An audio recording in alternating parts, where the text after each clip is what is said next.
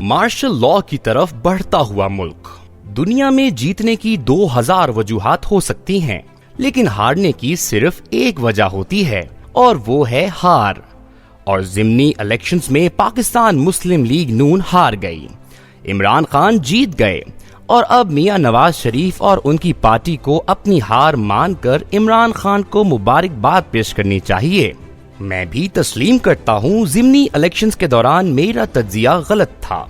मेरा ख्याल था पाकिस्तान मुस्लिम लीग नून हलकों की एक्सपर्ट है, ये जोड़ तोड़ को भी अच्छी तरह समझती है, लिहाजा ये 14-15 सीटें निकाल लेगी। लेकिन मेरा तखमीना गलत साबित हुआ और पाकिस्तान मुस्लिम लीग नून ने एड़ी चोटी का जोर लगाकर 4 और पीटीआई ने 15 सीटें हासिल कर लीं और यूं सियासी अपसेट हो गया। पंजाब असेंबली में अब सूरत हाल ये है, पाकिस्तान तहरीक-ए-इंसाफ 178 सीटें, काफ लीग 10 सीटें और पाकिस्तान मुस्लिम लीग नून और इत्तेहादियों की 179 नशिस्तें। लिहाजा साफ नजर आ रहा है पाकिस्तान तहरीक-ए-इंसाफ हुकूमत बनाएगी और चौधरी परवेज इलाही इनके वजीर आला होंगे और ये इस ओहदे पर कितनी देर कायम रहते हैं इसका फैसला आने वाले दिन करेंगे। लेकिन जहां तक पाकिस्तान मुस्लिम लीग नून की हार का ताल्लुक है तो हम ये डिस्कस कर सकते हैं, पाकिस्तान मुस्लिम लीग नून की शिकस्त की पहली वजह तैयारी के बगैर इक्तदार के समंदर में छलांग है। मियां नवाज शरीफ का ख्याल था अवाम इमरान खान को कुर्सी से घसीट कर उतार देंगे, लेकिन 4 साल गुजरने के बाद भी जब ये मरहला ना आया तो नून लीग परेशान हो गई और ये ट्रैप में आ गई।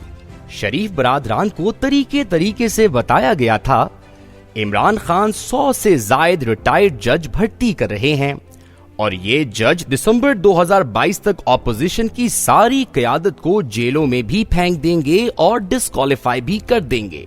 चुनाचे आपके पास ज्यादा वक्त नहीं है। ये भी हकीकत है एस्टैब्लिशमेंट ने मार्च 2021 में हफीज शेख और यूसुफ रजा गिलानी के इलेक्शन से पहले पीटीआई का साथ छोड़ दिया था। ये idea lieutenant general Faiz Hamid का था। 3 मार्च को इलेक्शन हुआ, हफीज शेख हार गए और गिलानी साहब जीत गए। एस्टैब्लिशमेंट का ख्याल था इमरान खान अपनी शिकस्त को सीरियस लेंगे और अपने सियासी मामलात दुरुस्त कर लेंगे, लेकिन वजीर आजम ने 6 मार्च को इत्तमाद का वोट लेने का ऐलान करके एस्टैब्लिशमेंट को परेशान कर दिया और ये 72 घंटे जाग कर हुकूमत बचाने में लग गई। वजीर आजम को 178 वोट दिलाने के लिए एमएनएस को सेफ हाउसेज में भी रखा गया। पार्लियामेंट लॉजेस में अरकान असेंबली के दरवाजों के सामने सिक्योरिटी भी बिठाई गई और इत्तेहादियों को मनाकर राजी करके इस्लामाबाद भी लाया गया और यूं बड़ी मुश्किल से 178 एमएनएस पूरे हुए। वजीर आजम के इत्तमाद के वोट के बाद उनके सामने हाथ बांध कर कहा गया, सर ये हमारी तरफ से आपकी आखिरी सियासी मदद थी, आप अब अपने फैसले खुद करें। और यूं एस्टैब्लिशमेंट साइड पर हो गई। आसिफ अली जरदारी ने ये दूरी भांप ली और उन्होंने मियां नवाज शरीफ और मौलाना फजलुर रहमान को अदम इत्तमाद के लिए राजी कर लिया और यूं इत्तेहादी हुकूमत बन गई। लेकिन साथ ही नून लीग से 3 बड़ी गलतियां सरजद हो गईं और ये गलतियां इसे 2 माह में वहां ले आईं जहां इसे आने में 5-7 बरस चाहिए थे। नून लीग की पहली गलती, मिफ्ता इस्माइल को वजीर खजाना बनाना था। मिफ्ता इस्माइल एक गैर संजीदा शख्स हैं। ये बड़े बड़े जालिमाना फैसले हंसते हंसते कर जाते हैं और ये हरकत वजीर खजाना की शायान शान नहीं होती। ये 30 अप्रैल 2021 को फैसल वावडा की खाली सीट से भी हार गए थे और ये उस वक्त हलवा किस्म की सीट थी, लेकिन मिफ्ता इस्माइल ने अरबपति होने के बावजूद अपने इलेक्शन पर 1 करोड़ रुपए भी खर्च नहीं किए थे। ये बैनर्स और पोस्टर तक दूसरे लोगों के पैसों से बनवाते और लगवाते रहे। पार्टी ने इन्हें मई 2019 में सिंध का जनरल सेक्रेटरी बनाया था और उन्होंने चंद माह में पूरे सिंध से पार्टी की तमाम जड़ें साफ कर दी। ये 2018 में 1 माह 4 दिन के लिए वजीर खजाना बनाए गए थे और इन्होंने उस जमाने में भी मईशत का बेड़ा गर्क कर दिया था। पाकिस्तान FATF में भी फंस गया था, IMF के शिकंजे में भी आ गया था और डॉलर भी 10 रुपए महंगा हो गया था। لہٰذا یہ ایک بیڈ چوائس ثابت ہوئے۔ اگر ان کی جگہ یہ قلمدان اسحاق ڈار کو دے دیا جاتا تو آج ملک کی صورتحال مختلف ہوتی۔ دوسری غلطی، پنجاب میں حمزہ شہباز کو وزیر اعلیٰ بنانا تھا۔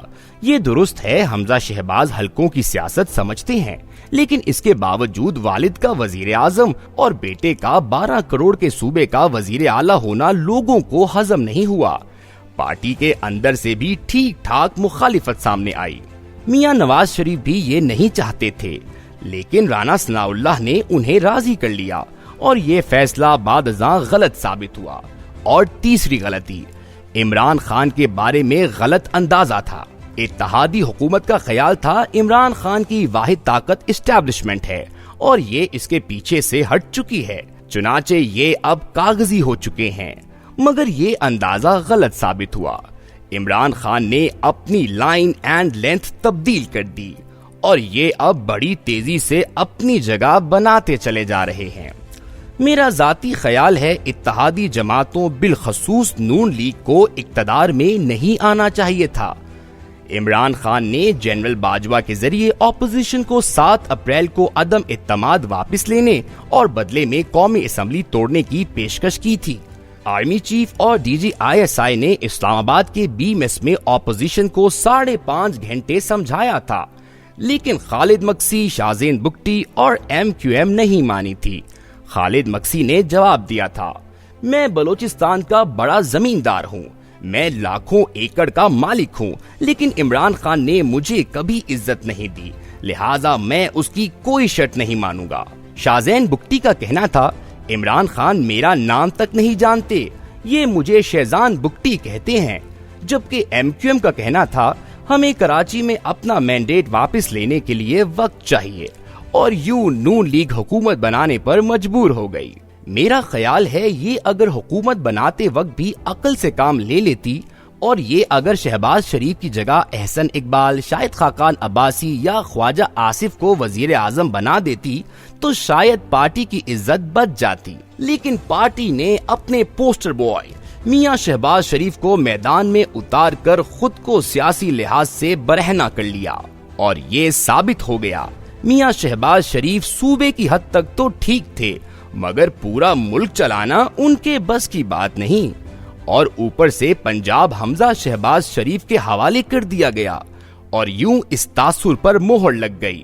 شریف فیملی ساری فصل اپنے گھر تک رکھنا چاہتی ہے، یہ چھلکے بھی کسی کے ساتھ شیئر نہیں کرتے۔ تاہم میں یہاں میاں نواز شریف کو ایک کریڈٹ دوں گا، یہ اقتدار میاں شہباز شریف کی وزارت عظمیٰ حمزہ شہباز کو وزیر اعلیٰ بنانے اور ووٹ کو عزت دو کے نعرے سے پیچھے ہٹنے کے لیے تیار نہیں تھے، لیکن پارٹی نے انہیں باندھ کر مروا دیا۔ میاں شہباز شریف نے ڈیل کی اور ملک احمد خان اور عطا اللہ تارڑ نے اس ڈیل کو حتمی شکل دی، اور یوں آج پارٹی نہ رہی۔ ہم اب آتے ہیں سیاسی مستقبل کی طرف۔ میرا خیال ہے فریش مینڈیٹ کے علاوہ اب کوئی آپشن نہیں بچا۔ یہ حکومت جتنی دیر چلتی رہے گی ملک اتنا ہی سیاسی، سفارتی اور معاشی گرداب میں پھنستا چلا جائے گا، اور اسے اس گرداب سے نکالنے کے لیے جلد یا بدیر مارشل لاء لگانا پڑ جائے گا یا پھر جوڈیشل کو کرنا پڑے گا، بصورت دیگر یہ سنبھل نہیں سکے گا۔ اور اگر ایک بار مارشل لاء لگ گیا تو پھر یہ 10-20 سال ختم نہیں ہوگا، اور اس وقت تک تینوں پارٹیوں کی قیادت زمین سے آسمان پر شفٹ ہو چکی ہوگی۔ 25 مئی کو لانگ مارچ کے دوران بھی PTI اور اتحادی حکومت کے وفد کو بلا کر یہ سمجھایا گیا تھا، انہیں بتایا گیا تھا، اگر آج ریڈ زون میں لوگ مرے تو مارشل لاء لگ جائے گا، اور آپ 20 سال تک کے لیے سیاسی واپسی کا آپشن بھی بھول جائیں۔ ملک کے حالات آج بھی اتنے ہی خطرناک ہیں۔ سیاسی جماعتیں اگر اکٹھی نہ بیٹھیں، یہ اگر کسی متفقہ لائے عمل پر نہ آئیں، تو پھر مارشل لاء کے علاوہ کوئی آپشن نہیں رہ جائے گا، اور ہم بڑی تیزی سے اس طرف بڑھ رہے ہیں۔ میں یہاں آپ کو یہ بھی بتاتا چلوں، اسٹیبلشمنٹ نے واقعی خود کو سیاست سے دور کر لیا ہے۔ فیصلے اب گھوڑے کر رہے ہیں اور میدان کر رہے ہیں، لیکن سوال یہ ہے، یہ فیصلہ کب تک برقرار رہ سکے گا؟ ملک اور معیشت اگر دونوں نہیں سنبھلتی، سیاستدان کسی کم سے کم ایجنڈے پر متفق نہیں ہوتے، تو اسٹیبلشمنٹ خود کو کتنی دیر اس گند سے باہر رکھ سکے گی؟ اسے جلد یا بدیر میدان میں کودنا پڑے گا، اور اس فیصلے کے بھی اپنے برے نتائج ہوں گے، اور یہ نتائج بہرحال ملک کی 3 بڑی سیاسی جماعتوں کو بھگتنا پڑیں گے۔ اور کیا یہ اس کے لیے تیار ہیں؟ اگر ہاں تو بسم اللہ، اور پھر 20 سال کے لیے سیاست بھول جائیں، اور اگر نہیں تو پھر میاں نواز شریف کو آگے بڑھ کر عمران خان کو مبارکباد پیش کرنی چاہیے، اور انہیں الیکٹورل ریفارمز، آرمی چیف کی تقرری کا طریقہ کار اور اگلے الیکشن کے لیے اکٹھے بیٹھنے کی دعوت دینی چاہیے، اور عمران خان کو یہ دعوت قبول کر لینی چاہیے۔ کیوں؟ کیونکہ یہ جمہوریت کے لیے آخری موقع ہے۔ ہم نے اگر یہ بھی کھو دیا تو پھر ہمیں واپسی کے لیے لمبا سفر طے کرنا پڑے گا۔